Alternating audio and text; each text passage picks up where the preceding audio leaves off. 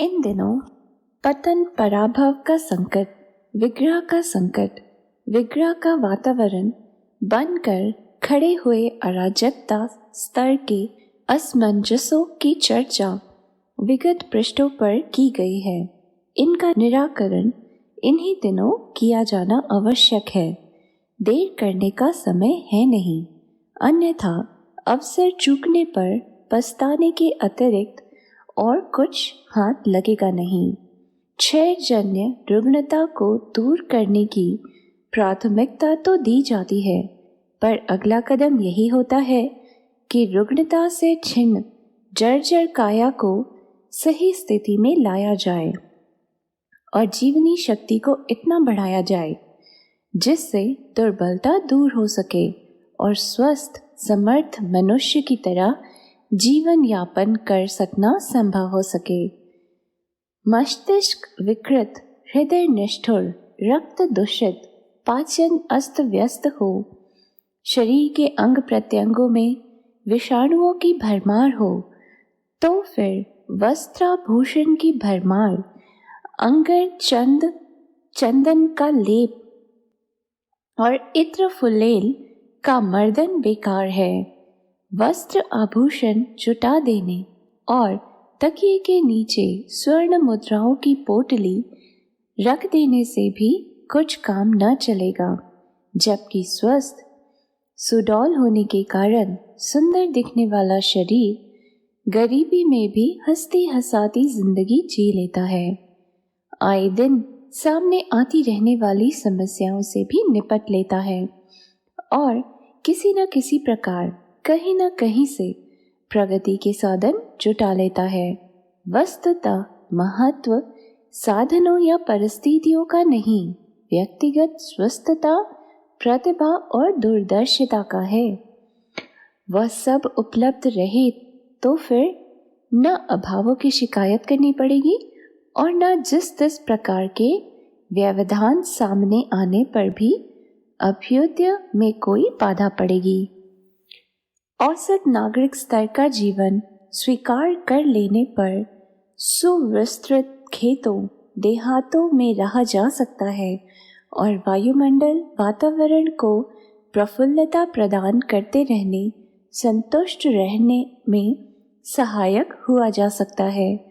प्राचीन काल की सुसंस्कृत पीढ़ी इसी प्रकार रहती थी और मात्र हाथों के सहारे बन पड़ने वाले श्रम से जीवन यापन के सभी आवश्यक साधन सरलतापूर्वक जुटा लेती थी।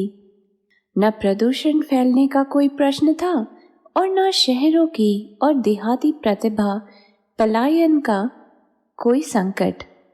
न देहात दरिद्र सुनसान पिछड़े रहते थे और न ही शहर गंदगी खिचपिच और सामाजिकता के केंद्र बनते थे। आज भी उस पुरातन रीति को अपनाया जा सके तो जिन समस्याओं के कारण सर्वत्र त्राही त्राही मची हुई है, उनके उभरने के कारण शेष न रहें।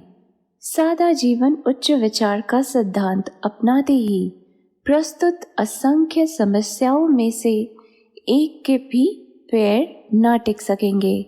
अपराधों की भरमार भी क्यों न हो, जब हर व्यक्ति ईमानदारी, समझदारी और बहादुरी की नीति अपनाकर श्रमशीलता, सभ्यता और सुसंस्कारिता को व्यवहारिक जीवन में स्थान देने लगेगा, तो देखते देखते समस्याओं के रूप में छाया अंधकार मिटता चला जाएगा। गुजारे के लायक इतने साधन इस संसार में मौजूद हैं कि हर शरीर को रोटी, हर तन को कपड़ा, हर सिर को छाया और हर हाथ को काम मिल सके। तब गरीबी अमीरी की विषमता भी क्यों रहेगी? जाति लिंग के नाम पर पनपने वाली विषमता का अनीति मूलक और दुखदायी प्रचलन भी क्यों रहेगा? मनुष्य स्नेह और सहयोग पूर्वक रहने के लिए पैदा हुआ है, लड़ने मरने और त्रास देने के लिए नहीं। यदि आपाधापी न मचे तो फिर एकता और समता में बाधा उत्पन्न करने वाली असंख्य कठिनाइयों में से एक का भी कहीं अस्तित्व दृष्टिगोचर न हो। युद्ध प्रयोजनों में जो संपदा, शक्ति और प्रतिभा का नियोजन हो रहा है, उन सबको यदि बचाया जा सके और उन समूचे साधनों को नवसृजन के प्रयोजनों में लगाया जा सके, तो समझना चाहिए कि 21वीं सदी के उज्जवल भविष्य के संबंध में जो कल्पनाएं की गई हैं, वे सभी 10 वर्ष के भीतर नए सिरे से नए ढांचे में ढलकर साकार हो जाएंगी। बिजली के अतिशय उत्पादन के लिए अणु ईंधनों का व्यवहार में लाया जाने लगा है। इसकी बढ़ोतरी चल पड़े तो आणविक राख और विकिरण का एक नया महादैत्य पैदा हो जाएगा, जिससे जान बचाना मुश्किल पड़ेगा। इसका विकल्प एक ही हो सकता है कि स्थानीय साधनों से छोटे बिजली घर जनरेटर स्तर के बनाए जाएं और उनके उत्पादन से 1-2 हॉर्स पावर से चलने वाले छोटे कुटीर उद्योग लगाकर उनके संयुक्त सम्मिश्रण से आधुनिक आवश्यकताओं की पूर्ति की जाए। इसी प्रकार के उत्पादन का उपयोग करने के लिए हर उपभोक्ता को सहमत किया जाए। शासन तंत्र प्रायः ऐसी खर्चीली और कर्तव्य विमुख नौकरशाही के आधार पर चल रहे हैं, जिसके कर्मचारी मालिकों के भी मालिक बनकर रह रहे हैं। ऐसी दशा में जन कल्याण की वास्तविक व्यवस्था बन पड़ने की आशा तो एक प्रकार से अत्यंत ही क्षीण स्तर की हो जाती है। होना यह चाहिए कि सहकारिता के आधार पर विकेंद्रीकृत शासन एवं सेवा भावना के आधार पर समुची व्यवस्था को संचालन हो, ऐसा शासन ही आदर्श हो सकता है और उसी के माध्यम से भौतिक एवं आत्मिक प्रगति का समग्र प्रयोजन पूरा हो सकता है। समाज के सामने असंख्य विकृतियों और व्यक्ति के सामने असंख्य समस्याओं के अंबार खड़े हैं।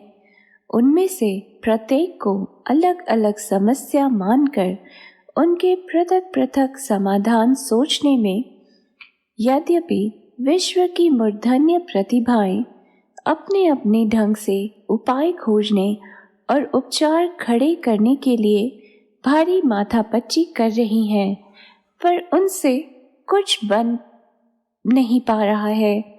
न अस्पतालों, चिकित्सकों, औषधि आविष्कारों पर असीम धन शक्ति, जनशक्ति लगाने से रोग काबू में आ रहे हैं और न पुलिस, कानून, कचहरी, जेल आदि अपराधों को कम करने में समर्थ हो रहे हैं।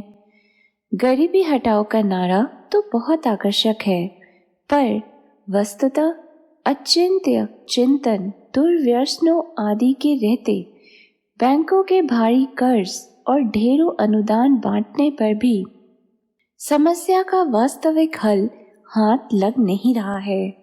अगले दिनों जनमानस यह देखकर रहेगा कि अगणित समस्याएं उत्पन्न कहाँ से होती हैं। उस रानी मक्खी को खोजना है जो आए दिन असंख्यों अंडे बच्चे जनती है और जिनकी भरण पोषण में छत्तों की समस्त मधुमक्खियों के लगे रहने पर भी समस्याएं जहाँ की तहाँ बनी रहती हैं। नवसृजन की चेतना असमर्थ नहीं है।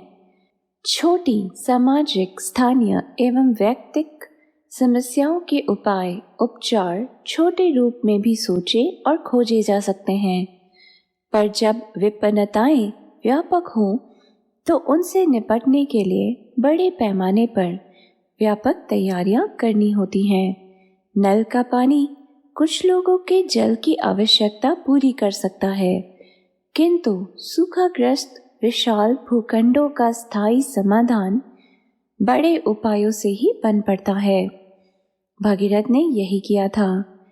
वे हिमालय में कैद जल राशि को गंगा के रूप में विशाल क्षेत्र में दौड़ने के लिए कटिबद्ध हो गया। फलस्वरूप उसके प्रभाव में आने वाले क्षेत्र समुचित जल व्यवस्था बन जाने से सुरम्य और समृद्धिशाली बन गए। तथाकथित बुद्धिमान और शक्तिशाली इन दिनों की समस्याएं और आवश्यकताओं को तो समझते हैं, पर उपाय खोजते समय ये मान बैठते हैं कि यह संसार मात्र पदार्थों से सजी पसारी की दुनिया भर है, की दुकान भर है। इसकी कुछ चीजें इधर की उधर कर देने, अनुपयुक्त को हटा देने और उपयुक्त को उस स्थान पर जमा देने भर से काम चल जाएगा। समूचे प्रयास इन दिनों इसी दृष्टि से बन और चल रहे हैं। वायु प्रदूषण दूर करने के लिए कोई ऐसी नई गैस खोजने का प्रयत्न हो रहा है जो हवा के भरते जा रहे विष को चूस लिया करे। खाद्यान्न की पूर्ति के लिए खादों के ऐसे भीमकाय कारखाने खुल रहे हैं जो 1 के 10 पौधे उगा दिया करें, पर मूल कारण की ओर ध्यान न जाने से अभाव, असंतोष एवं विग्रह किस प्रकार निरस्त होगा, इसे सोचने की न जाने क्यों किसी को फुर्सत नहीं है।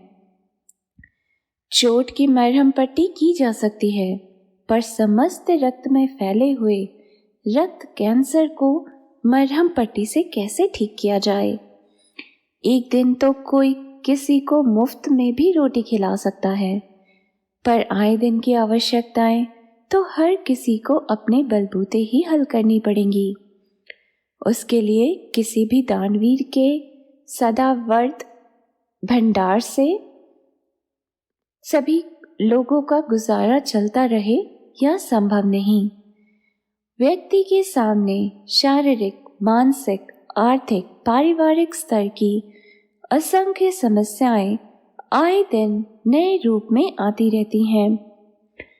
उन सब से निपटने के लिए अपनी ही सूझबूझ को इस स्तर तक विकसित करना चाहिए जिससे आंगन का कूड़ा रोज साफ करते रहने की तरह आवश्यक समाधानों को भी सोचा और अपनाया जा सके।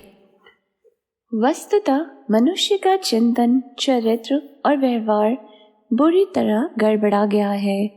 उसकी स्थिति तो विक्षिप्त तो जैसी हो गई है, उसी से ऐसे उटपटांग काम होने लगे हैं जिनके कारण अपने और दूसरों के लिए विपत्ति ही विपत्ति उत्पन्न हो गई है। पगलाए हुए व्यक्ति द्वारा की गई तोड़फोड़ की मरम्मत तो होनी चाहिए, पर साथ ही उस उन्माद की रोकथाम भी होनी चाहिए जिसने भविष्य में भी वैसी ही उद्दंडता करते रहने की आदत अपनाई है। मनुष्य को अड़चनों से निपटने के लिए योजना बनानी और तैयार करनी चाहिए। निराश होने से मात्र आशंकाओं का आतंक ही बढ़ेगा।